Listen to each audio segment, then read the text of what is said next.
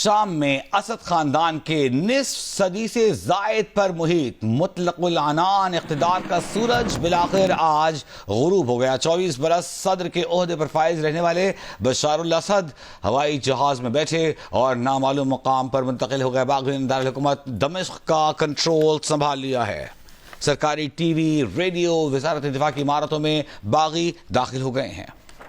دمشق میں باغی ملیشیا کو کسی مزاحمت کا سامنا نہیں کرنا پڑا۔ دمشق کے قریب جیل سے ہزاروں قیدی رہا۔ وزیر اعظم محمد غازی الجلالی کی شہریوں سے عوامی املاک کو نقصان نہ پہنچانے کی اپیل، کہا انہوں نے ملک نہیں چھوڑا۔ باغی گروہ تحریل الشام کے سربراہ ابو محمد الجولانی کا کہنا ہے کہ سابق وزیر اعظم محمد الجلالی پرامن انتقال اقتدار تک تمام ریاستی اداروں کو چلائیں گے۔ جشن کے دوران ہوائی فائرنگ پہ پابندی بھی عائد کر دی گئی ہے۔ اس دوران شہری سڑکوں پر نکل آئے۔ وہ ٹینکس، ملٹری گاڑیاں جو کہ شامی فوج دمشق کی سڑکوں پر ہی چھوڑ کر چلی گئی تھی، اس پر شہری چڑھ گئے۔ انہوں نے آزادی کے نعرے لگائے۔ اس کے علاوہ ہوا میں مکے لہرائے۔ امیہ چوک پر جو باغی فوجی ہیں، رام شہری جمع ہوئے اور آزادی کے نعرے لگائے۔ ہمارے ساتھ موجود ہیں سینئر تجزیہ کار، سینئر سابق سفیر ملیحہ لودھی صاحبہ۔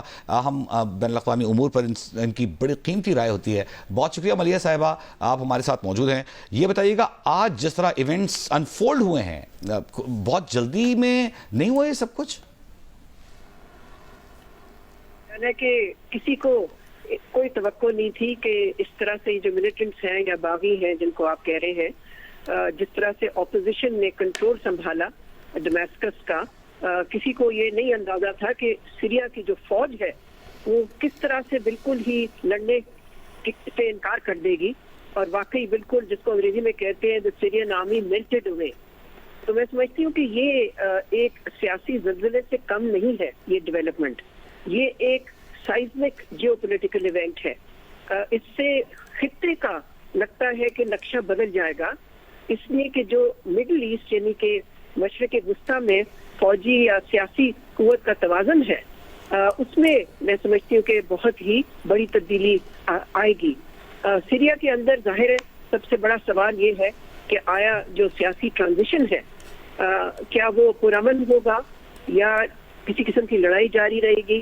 اب یہ ہمیں دیکھنا ہے۔ ملیحہ صاحبہ، یہ بھی کہیے گا کہ ایران، روس اور جو بشار کے اتحادی ہیں، ان کا کیا موقف ہے اس حوالے سے؟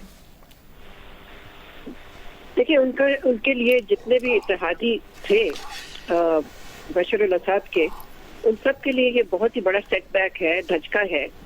اس میں ظاہر ہے حزب اللہ شامل ہے، اس میں ایران شامل ہے، اس میں روس بھی شامل ہے، اس لیے کہ یہ تینوں قوتوں نے، تینوں پاز نے حمایت کی تھی سیرین حکومت کی، رن بائی بشار الاسد۔ تو لگتا یہی ہے کہ جو ڈیولپمنٹ حال میں ہوتی رہی ہیں مشرق وسطیٰ میں، جس میں کہ ہم نے دیکھا کہ اسرائیل نے حملہ کیا حزب اللہ پہ، اس کو کمزور کیا، پھر آپ کسی حد تک یہ بھی کہہ سکتے ہیں کہ ایران بھی ان ڈیولپمنٹس میں ملوث رہا اسرائیل کی وجہ سے، تو اس سے وہ خاصے کمزور ہو گئی ان کی حمایت اسد کے لیے۔ جہاں تک روس کا تعلق ہے، روس ظاہر ہے یوکرین کی جنگ میں زیادہ پری آکوپائی ہوتا رہا، تو ان کے لیے بھی اتنا فوکس نہیں رہا سیریا پہ۔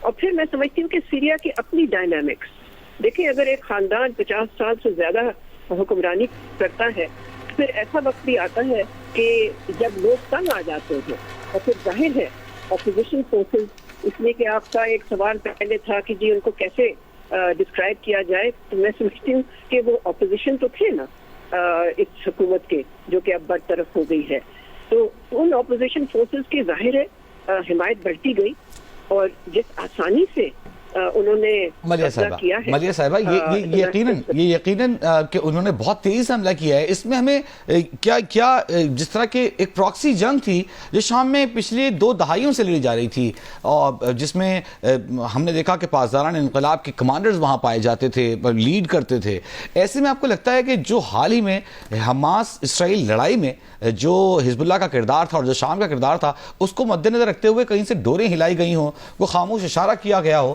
جس کے بعد ان فورسز نے پیش قدمی کی اور پھر کوئی روکنے والا بھی ان کو دکھائی نہیں دیا؟ دیکھیں، میں تو کوئی خاص کنسپریسی تھیریز میں نہیں یقین رکھتی ہوں۔ میں سمجھتی ہوں کہ ہمیں حقیقت پہ بیس کرنا چاہیے اپنا تجزیہ۔ ٹھیک اور اس طرح کی قیاس آرائیاں کم از کم میں نہیں سمجھتی کہ اس سے ہمیں کوئی فائدہ ہوتا ہے. صورتحال یہ ہے کہ اپوزیشن فورسز نے قبضہ کر لیا ہے.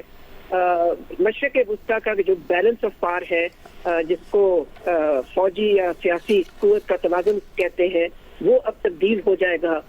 اس میں ایران کا جو اثر ہے مشرق وسطیٰ میں مڈل ایسٹ میں وہ پہلے سے بہت کم ہو جائے گا.